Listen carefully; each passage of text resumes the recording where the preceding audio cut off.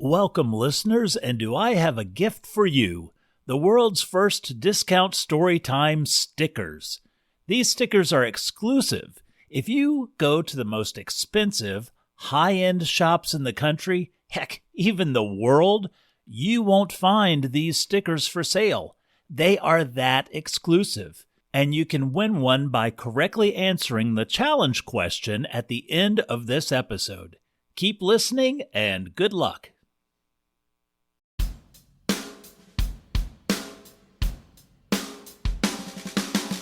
This is Coffee McCann, and welcome to episode 31 of Discount Storytime. Before starting the show, I just want to take a quick moment and say thank you so much to everyone who's been writing in and getting stickers. Your comments have been just absolutely wonderful and inspiring, and just thank you. I hope these episodes continue to provide you with plenty of laughs.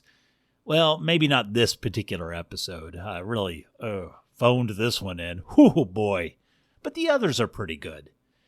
And on that note, this week's story is Jack and the Beanstalk, the final draft. And our sponsor for today is Word Search, the audiobook. Enjoy.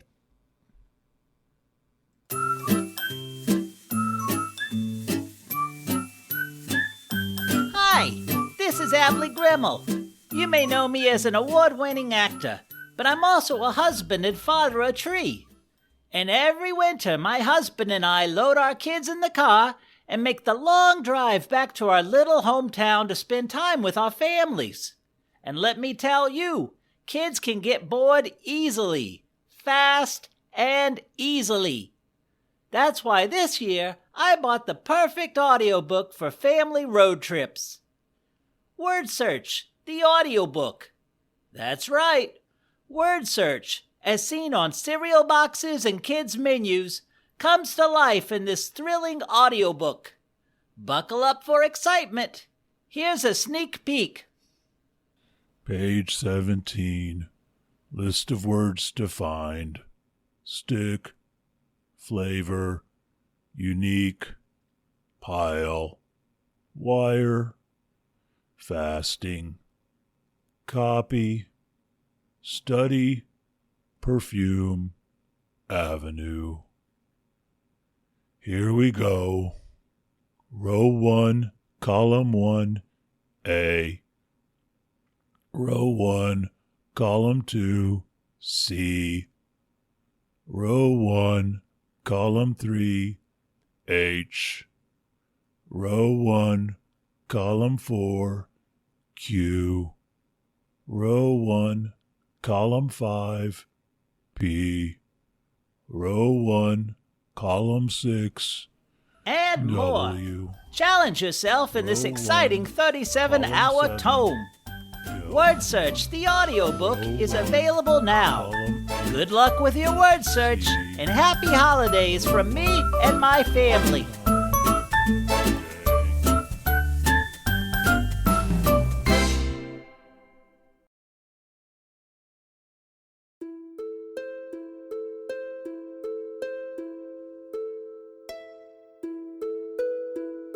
At Discount Storytime, our vast global team of lost literature explorers uncovered the long-lost final draft of Jack and the Beanstalk.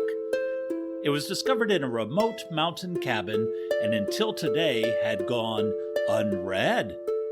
You, dear listener, are one of the first in the world to hear the true final version. Why? Because at Discount Storytime, we believe in quality content or something. Enjoy!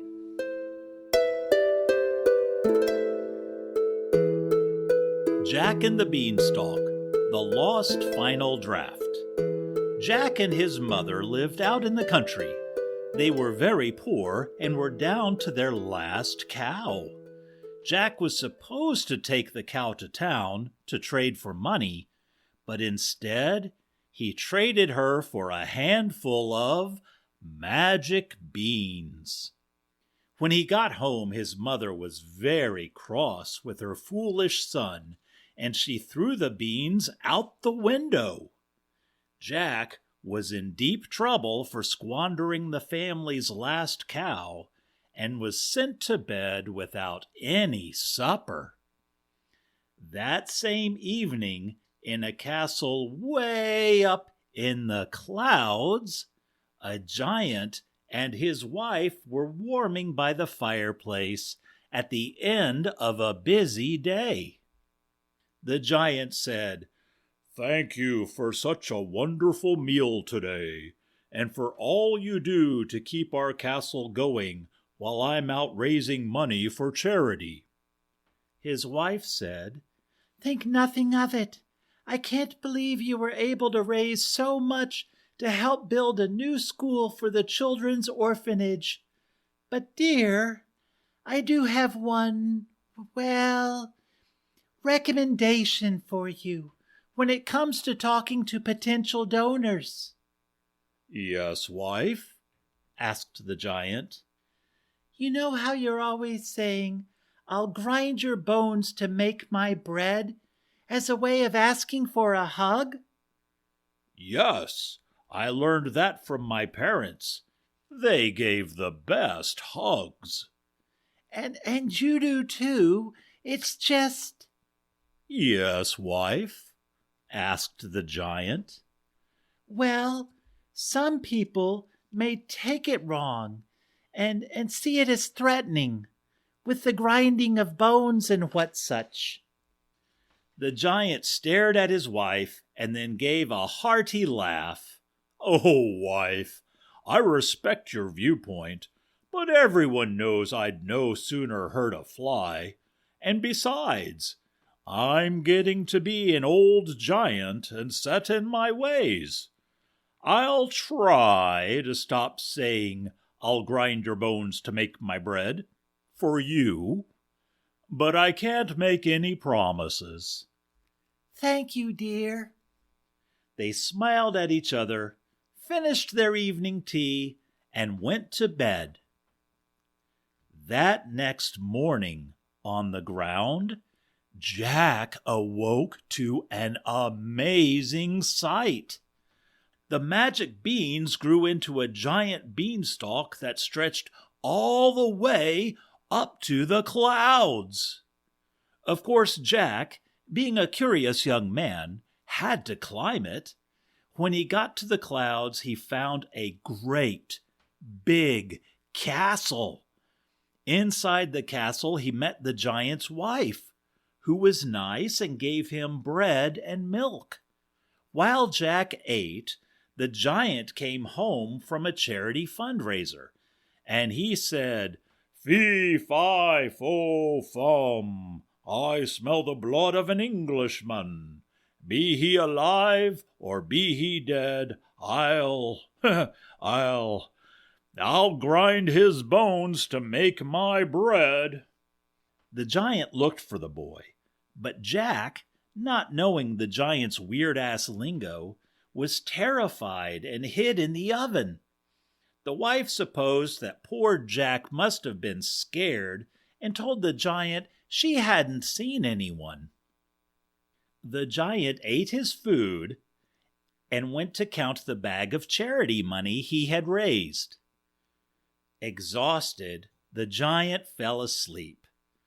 While the wife was busy cleaning up after their meal, Jack snuck out, stole the bag of money, and climbed down the beanstalk.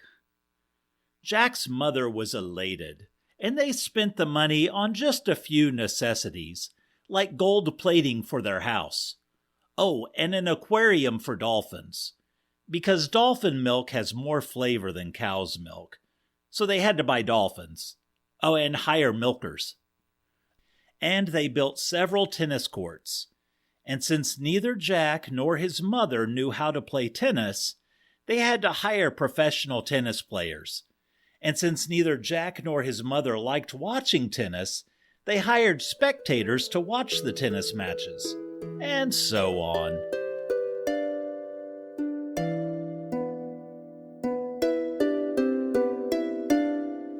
While Jack and his mother enjoyed their new wealth, The giant and his wife were warming by the fireplace, in the castle, in the clouds. The giant said, "Thank you for such a wonderful meal today, and for all you do to keep this castle going. Would you like some music?" Yes, dear, that would be lovely. Hey, Harpy, play Siren Song by Victory Day. Playing Siren Song by Victory Day. The wife said, I still can't believe you genetically engineered a hen to lay golden eggs. Amazing! The giant, still a little upset about the stolen charity money, said, "Oh, yes, well, after the money that was to go help build a new school for the orphanage was stolen, I thought, how about, instead of giving the orphanage one lump sum, I devise a way for them to have a perpetual income. And with using my dual PhDs in genetics and metallurgy, this made the most sense." The wife looked to the hen and softly said, Lay. but the hen did nothing. "This hen seems to be a little hard of hearing. You have to be loud for her to hear you." "Lay!" bellowed the giant. And the hen laid a golden egg. The giant gently patted the little hen's head and smiled. "Now the orphanage is sure to have enough for a new school, and maybe we can build a community health clinic too." In spite of his own humility, the giant couldn't help but smile at his own cleverness. His wife, who had seen this in him all along, leaned over and gave him a kiss. My good man, let's go to bed. "Oh, love, I'm not all that sleepy yet." I didn't say go to sleep. The giant blushed. "Oh."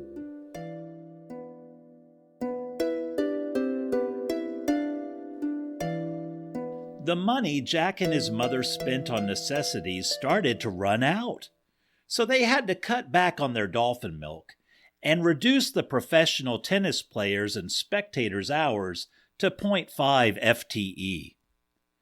Again, Jack climbed up the beanstalk. Inside the castle, he met the giant's wife, who was more reserved this time, but still nice, and gave him bread and milk. While Jack ate, the giant came home from a meeting with potential donors for a community health clinic. He said, "Fee, fi, fo, fum. I smell the blood of an Englishman. Be he alive or be he dead, I'll grind his bones to make my bread." And he looked for the boy, but terrified Jack ran and hid in the oven. The wife, deciding not to bother her husband, didn't tell him about Jack. The giant ate his food and started a fire in the fireplace. He then took out the hen and yelled, "Lay!" The hen laid a golden egg, and the giant smiled and patted the hen gently. Soon the room was warm and cozy, and the giant fell asleep in his large chair. Jack snuck out from the kitchen and took the hen and climbed down the beanstalk. Now, with ongoing money from the hen's golden eggs, Jack and his mother were able to have a few little extras in addition to the necessities. For example, they rehired the professional tennis players full-time and also hired other professional tennis players to be the spectators. Also, the dolphins were getting bored in their aquarium, and bored dolphins make bland milk. So Jack and his mother built large hamster balls filled with water. That way the dolphins could swim around and go out and adventure. They also bought a gold-plated rocket helicopter car. Jack's mother, tired of cooking, hired celebrity toast chef Pierre Lavian to make toast and oversee the kitchen. One day, Jack and his mother sat down to lunch. Chef Lavian had prepared barbecued chicken on toast, and it was so yummy. After lunch, Mother went to the hen for some golden eggs. But the hen was gone. They looked everywhere and everywhere for days. They would have hired a team to find the hen, but there were no more golden eggs. To this day, the mystery of the disappearing hen is a mystery. Without the golden eggs, they ran out of money within months and could only afford to hire run-of-the-mill tennis spectators and toast chefs.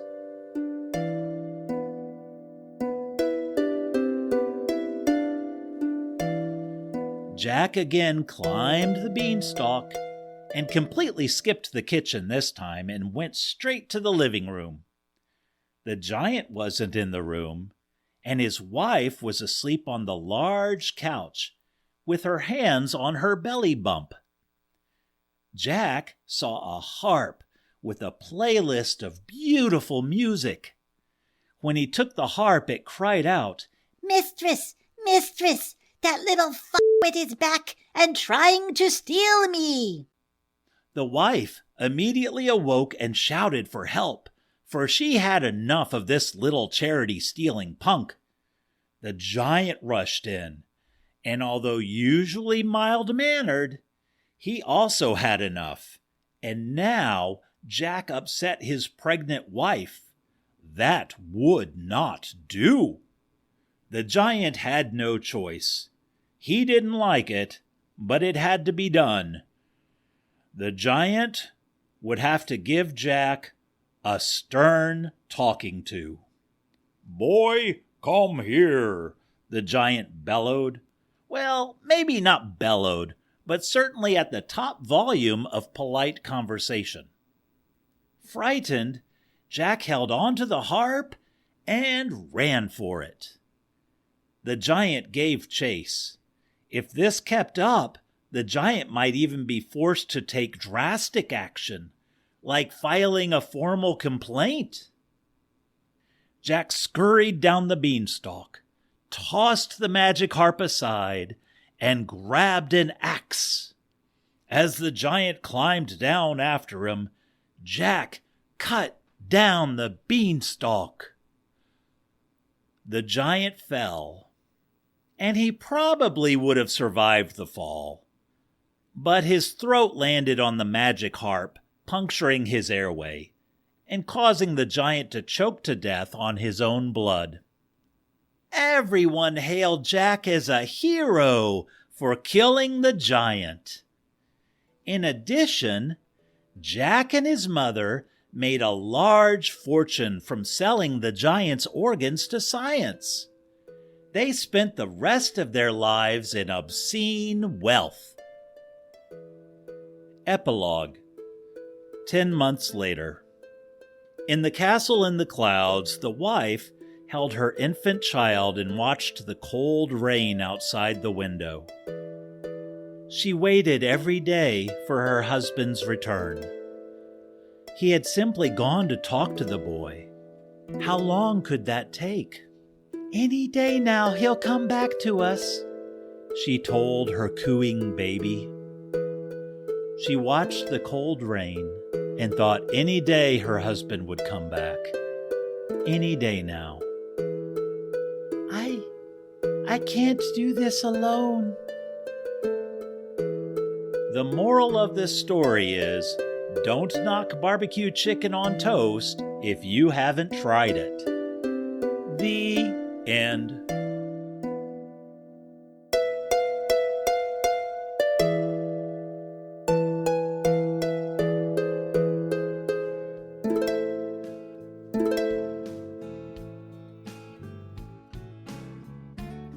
thank you for listening. I hope you enjoyed this episode. And remember, at the end, there will be the challenge question where you can win stickers. We still have stickers left to give away. And hopefully you're enjoying these shows. If you are, please tell a friend. If you're not, please tell an enemy. And until next week, remember to play nice with others, be super duper kind to yourself, and as always, remember to laugh. Bye.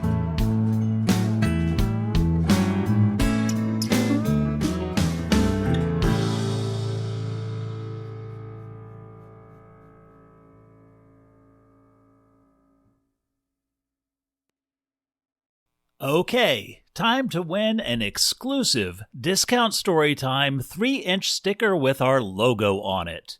You don't have to sign up for anything, and you won't be put on any lists. To win, correctly answer the challenge question. Submit your answer and address you'd like the sticker mailed to by using either the link in the show notes or send an email to mail@discountstorytime.com. Limit 1 answer per listener.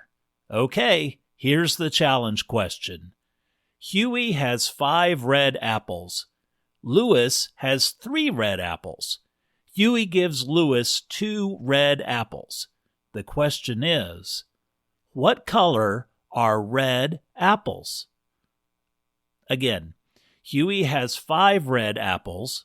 Louis has 3 red apples. Huey gives Louis 2 red apples. What color are red apples? Send in your answer and good luck, and especially thanks for listening.